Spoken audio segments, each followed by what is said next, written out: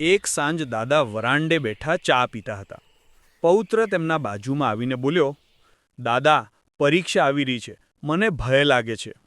દાદાએ હસીને તેના માથા પર હાથ ફેરવ્યો. અરે બાપા, પરીક્ષામાં સફળ થવા માટે 6 જ વાતો યાદ રાખજે. પહેલી, રોજ થોડું વાંચજે. જેમ રોજ પાણી આપીએ તો છોડ મજબૂત બને, તેમ રોજનો અભ્યાસ તને મજબૂત બનાવશે. બીજી, ધ્યાનથી વાંચજે. પુસ્તક સામે હોય પણ મન બહાર દોડતું હોય તો ફાયદો નહીં. મનને શાંત રાખીને વાંચજે. ત્રીજી, આયોજન બનાવીને વાંચજે.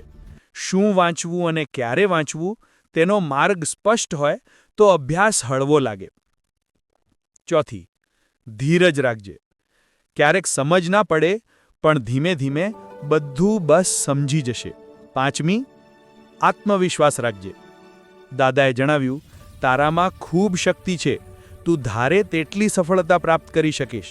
તું તારા પોતાનામાં ભરોસો રાખ. અને છઠ્ઠી, મોબાઈલનો સદુપયોગ કરજે. આ જમાનામાં મોબાઈલ જરૂરી છે, પરંતુ દીકરા તેનો સદુપયોગ કરજે.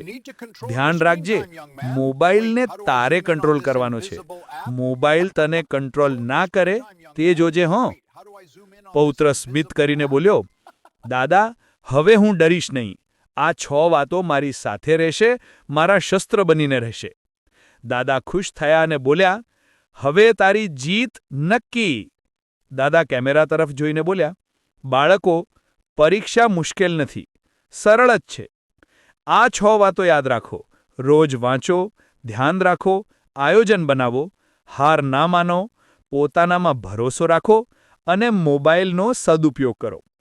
સફળતા તમારી રાહ જોઈને ઊભી છે. આગળ વધો. You are the best.